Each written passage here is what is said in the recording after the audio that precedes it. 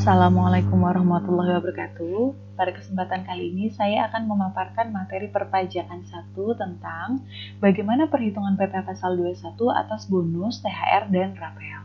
Ini merupakan kelanjutan dari materi sebelumnya, yaitu tentang bagaimana menghitung PPh pasal 21 atas pegawai tetap. Istilah THR dan bonus merupakan istilah yang umum kita dengar. THR, tunjangan hari raya, di mana tunjangan ini wajib diberikan oleh perusahaan kepada karyawan menjelang hari raya keagamaan. Lalu kemudian bonus sendiri merupakan istilah yang dipakai atas tunjangan yang diberikan oleh perusahaan kepada karyawan atas pencapaian tertentu. Nah, kalau tadi THR itu sifatnya wajib diberikan oleh perusahaan kepada karyawan, sementara kalau bonus ini sifatnya tidak wajib, jadi tergantung pada kebijakan perusahaan masing-masing. Bonus dan THR ini bersifat tidak tetap dan umumnya dibayarkannya sekali dalam 1 tahun. Sehingga bonus dan THR ini dikategorikan sebagai penghasilan tidak teratur karena tidak setiap bulan diterima, umumnya diterima 1 tahun 1 kali.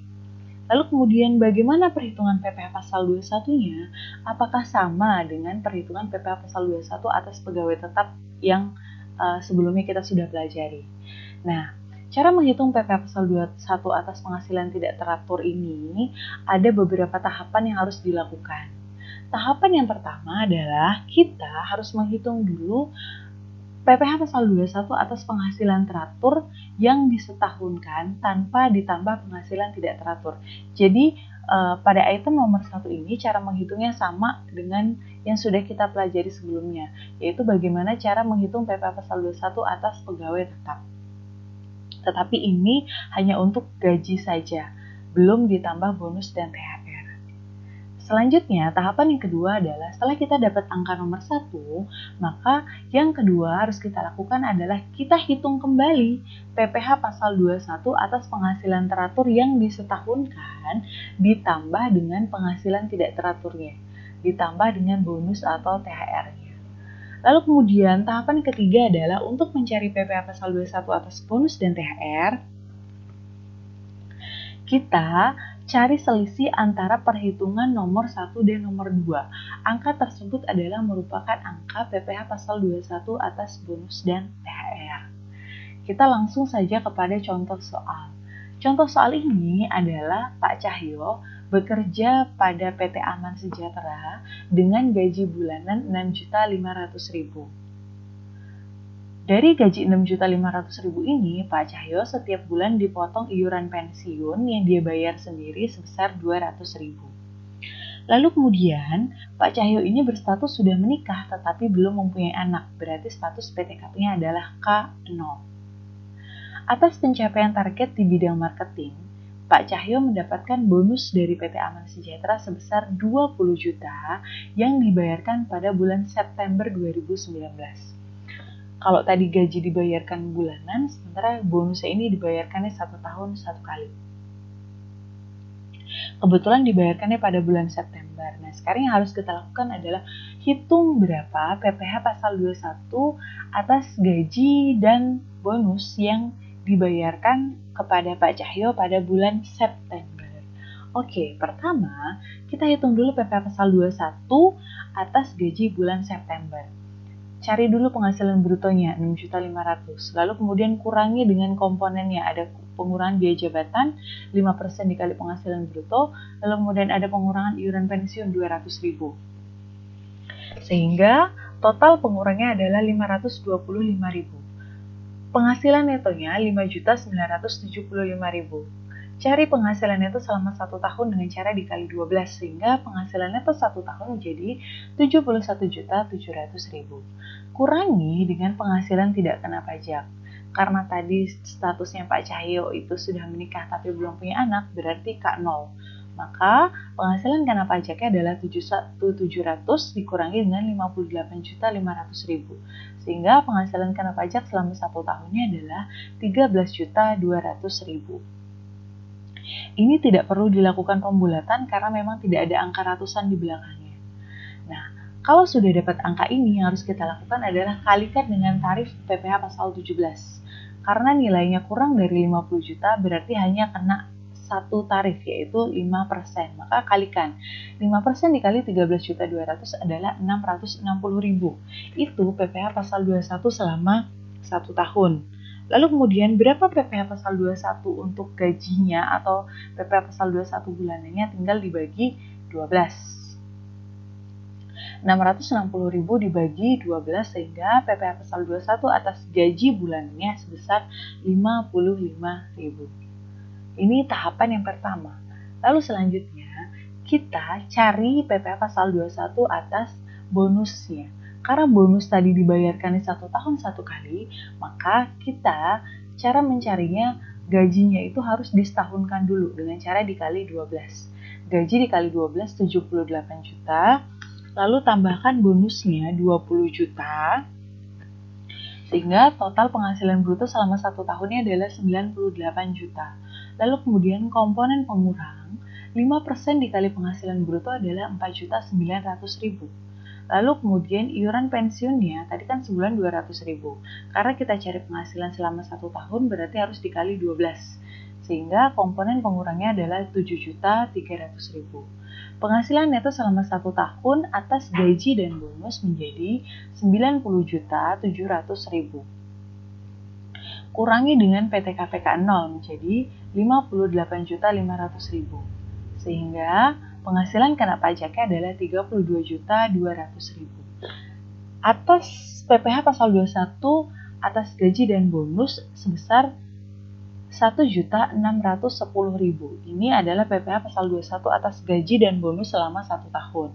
Lalu tadi untuk gaji saja tadi PPh pasal 21-nya selama 1 tahun itu adalah 660.000. Maka berarti berapa PPh pasal 21 atas bonus? Tinggal dikurangkan saja. Gaji dan bonus 1.610.000, PPh pasal 21 atas gajinya 660.000, maka PPh pasal 21 atas bonusnya adalah 950.000. Nah, sekarang kita sudah dapat angka. PPh pasal 21 atas gajinya, gaji bulanannya 55.000, PPh pasal 21 atas bonusnya 950.000. Sekarang kita harus mencari take home pay atau berapa nilai bersih yang akan diterima oleh Pak Cahyo atas gaji dan bonusnya. Berarti berapa gajinya? Gajinya 6.500.000, bonusnya 20 juta, berarti total penghasilannya adalah 26.500.000. Pengurangnya tadi iuran pensiun dibayar bulanannya 200.000, PPh pasal 21 atas gajinya 55.000, PPh pasal 21 atas bonusnya 950.000. Sehingga take home pay-nya dari Pak Cahyo adalah di bulan September menjadi 25.295.000, yaitu PPh pasal 21 atas gajinya saja dari si 6.500.000 ini, lalu kemudian kurangi dengan PPh pasal 21 atas bonusnya 950.000. Jadi take home pay atau gaji bersih yang akan diterima oleh Pak Cahyo adalah 25.295.000. Oke, sampai sini semoga bisa dipahami. Nah, untuk THR juga nanti sama. Jadi harus dicari dulu berapa PPh pasal 21 sebelum THR, lalu kemudian cari dulu PPh pasal 21 ditambah dengan THR, lalu nanti selisihnya diperhitungkan seperti ini. Oke, selanjutnya kita masuk ke materi PPh pasal 21 atas rapel. Menurut Kamus Besar Bahasa Indonesia, rapel adalah bagian atau imbalan berupa uang yang diterimakan sekaligus di kemudian hari karena adanya kelebihan yang belum diberikan, atau selisih antara gaji baru dengan gaji lama dikali dengan masa perolehannya. Jadi berapa bulan penyesuaian gaji dilakukan. Dan rapel biasanya terjadi karena adanya kenaikan gaji yang berlaku surut. Jadi umumnya kenaikan gaji itu kadang-kadang kenaikan gaji itu tidak selalu dilakukan pada bulan Januari. Ada kenaikan gaji, beberapa perusahaan memberikan kebijakan kenaikan gaji baru dilakukan di tengah-tengah tahun, atau misalnya di bulan April atau bulan Maret begitu ya. Jadi tergantung kebijakan perusahaannya. Nanti harus dihitung apakah kenaikan gajinya ini berlaku surut atau tidak. Kalau kenaikan gajinya berlaku surut, berarti perusahaan harus membayar rapelan. harus membayar selisih antara kenaikan gajinya. Tapi kalau tidak berlaku surut ya berarti tidak perlu diperhitungkan rapel. Yang kita harus perhatikan adalah bagaimana cara menghitung PPh pasal 21 atas rapel yang dibayarkan perusahaan. Kita langsung masuk kepada contoh perhitungan. Ini masuk ke contoh perhitungannya Pak Joko. Pak Joko punya gaji sebelum kenaikan sebesar 7.500.000. Atas penghasilan Pak Joko setiap bulan dipotong 250.000 untuk iuran pensiun. Status Pak Joko adalah menikah dan punya 1 orang anak, berarti statusnya adalah K1. Lalu, pada bulan April 2019, Pak Joko mendapatkan kenaikan gaji dari 7.500.000 menjadi 9 juta. Kenaikan gaji ini berlaku surut mulai dari bulan Januari 2019. Jadi kita harus hitung rapel dari Januari 2019 sampai dengan Maret 2019. Kenapa? Karena Aprilnya gajinya sudah disesuaikan atau sudah ada kenaikan gaji. Jadi uang rapel dibayarkannya berbarengan dengan gaji di bulan April. Jadi rapel dari Januari sampai Maret nanti dibayarkannya di bulan April. Dari Januari sampai Maret berarti 3 bulan, Januari, Februari, Maret. Lalu kemudian rapelannya adalah 9 juta dikurangi 7.500.000 adalah 1.500.000. Sehingga nanti si 1.500.000 itu dikali 3. Maka pada bulan April dia akan terima penghasilan itu 7.500.000. Pada bulan April akan terima gaji 9 juta ditambah dengan 4.500.000. Mari kita buat perhitungannya.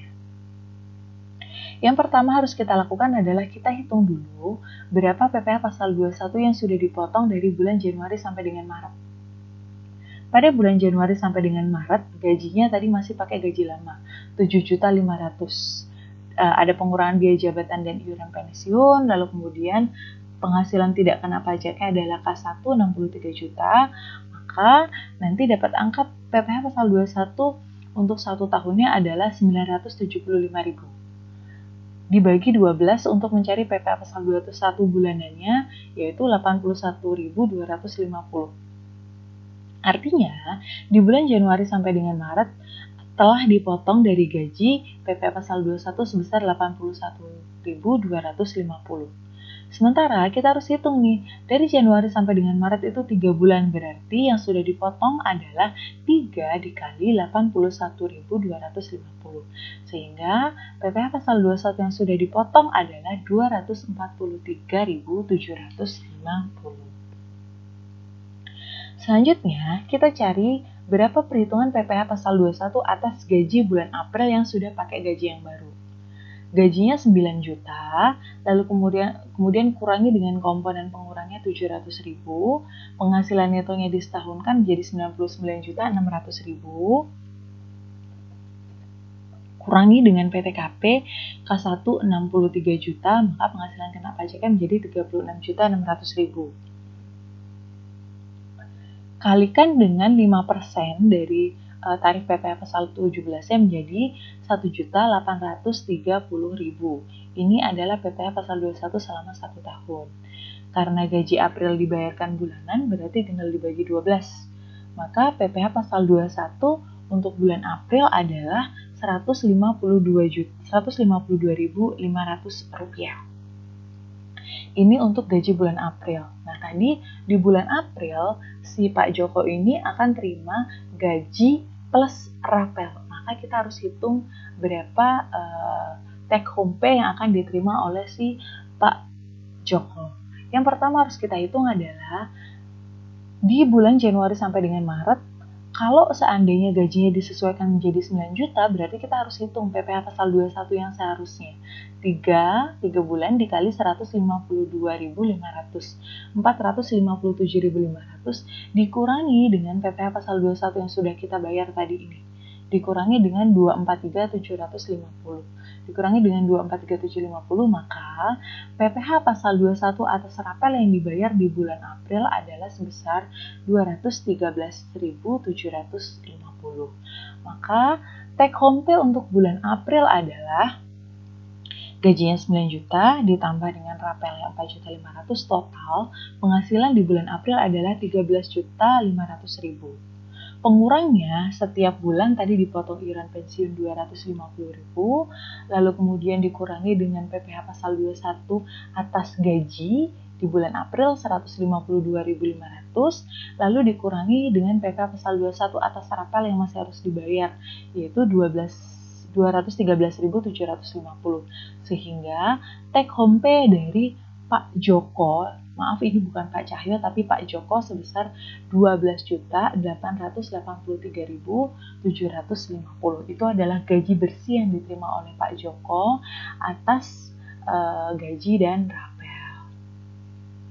Demikian pemaparan yang dapat saya sampaikan. Semoga dapat dipahami. Detail pembahasan kalian juga bisa baca kembali pada modul perpajakan 1 di pertemuan ketiga. Jika ada pertanyaan bisa dilanjutkan pada forum diskusi online. Kurang lebihnya saya mohon maaf. Wassalamualaikum warahmatullahi wabarakatuh.